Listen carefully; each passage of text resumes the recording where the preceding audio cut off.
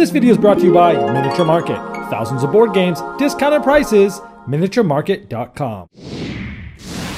Hello my friends, it's the Game Boy Geek here. Today we're going back to the Jurassic time, where each of us are going to be battling back and forth with the same types of dinosaurs. We're talking about JurassAttack from Green Couch Games, two-player card game, very quick, takes about 10-15 minutes tops, tactical. Let's take a look. I'll show you how it's played. I'll see you on the other side.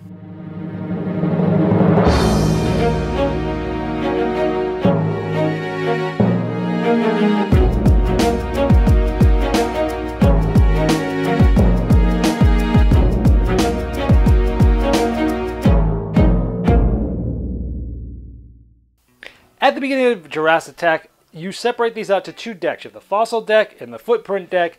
Each player takes a deck. They're essentially the same, and you start the game. Now, at the beginning of the game, each player is going to draw 5 cards and keep them secretly from their opponent. So I have something like this. Now, on your turn, you can place a card or multiple cards if possible. Some cards, so a general rule is there's different types of species of dinosaurs, or the Jurassic creatures here, and you can never pack or play more than one card together unless it's the same species or unless the card tells you you can do it. For example, so the card itself, this is the power, the ferocity they call it. This is going to be who wins the battle when you play against somebody. And if this card gets into your scoring pile, that's how many points it's going to be worth, and that's how many of these cards there are in the game. This guy says each compy, which is this guy, he's a compy, his ferocity is equal to the number of compies played in this pack. So if I wanted to, I could play these two. Let's start with that. I'm going to take these two guys and I'm going to place them down. The footprint plays first, so you're going to at the beginning of the game. So you're going to take these two. You're going to place 2 face down. The other player sees that I placed 2, and it's their turn to play something. So once this player plays something, they both flip over, and we add up the ferocity. This one is worth however many they threw. So this one has a ferocity of 2. This one has a ferocity 4. So this player, the fossil player, actually won this little battle. Now this one says, anytime a raptor, which is this guy, goes into a player's score pile, that player must discard a card from their hand, if able, and shuffle it into their draw deck. So this would have been, so how this works is, since this player won, his card that he used goes into his discard pile.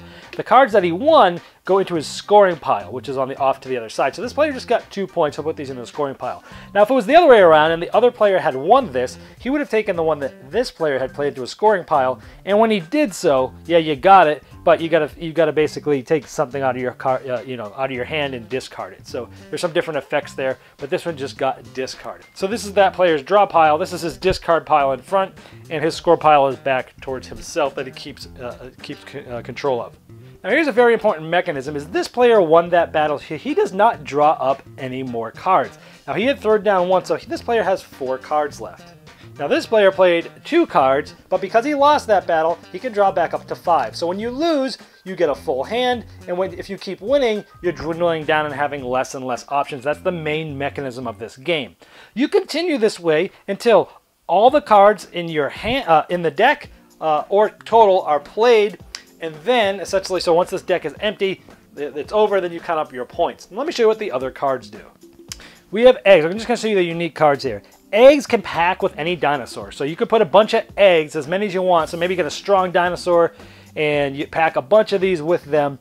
And if you win, you have to put all the eggs into your own score pile as opposed to your discard pile. So if you think you're going to win, you can pack it with a bunch of eggs trying to score a bunch of points. But when that other player sees a bunch of cards down, they're thinking, oh, maybe he has some eggs, and maybe he has cards to go against that.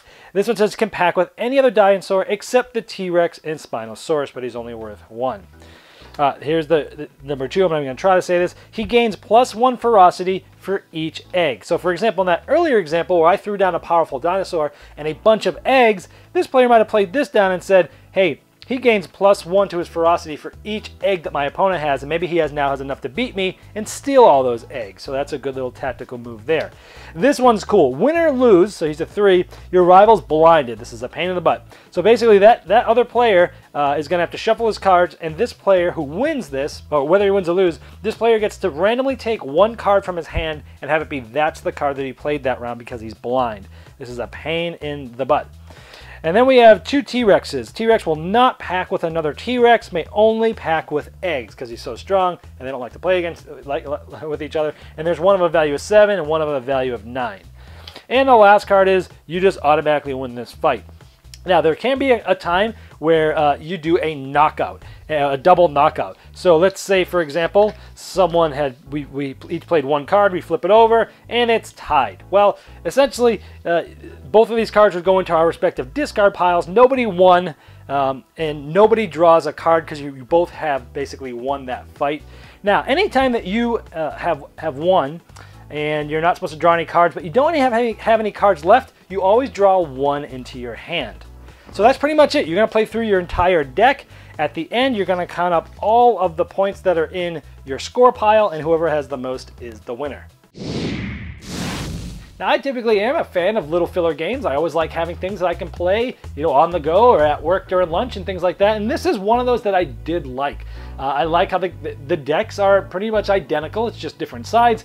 And I like how the main mechanic of this is what I really like the most. Where when you lose, you get to draw more cards, and when you win, you don't. So it has this like ebb and flow going on where somebody might, boom, have 2 big turns in a row and they threw out a bunch of eggs and then they got them all back, but now they're down to like 2 cards, and now you have a lot of cards because you just drew a bunch, and then you can do a power move and boom, and it's like this back and forth thing where the ebb and flow of this game is just interesting, that you're trying to like defend a little bit when you have no cards, and then just try to like swallow them all up when you have a lot of cards, so you can really take them out. But at the same time, if you have a lot of cards and you have only a little, then you can be like, well, they only got 1 card. I mean, I should be able to throw down a 2 and maybe a 3 and beat them.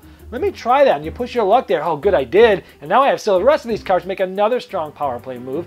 So overall, it's interesting. I liked it. There's not too many dinosaurs. After you play it the first time and you recognize what the guys do, boom, it moves really quickly. It's fast. It's tactical. The guy throws down a bunch of cards and you're like, huh, has he got a bunch of eggs there? Because if he does, I'm going to be, throwing down that guy that gets +1 for every egg he's got there. Or is he throwing down a bunch of those compy guys where like, hey, throwing out 4 of them, it's 4 points versus me. Maybe I'll throw down 5 and try to take all those guys.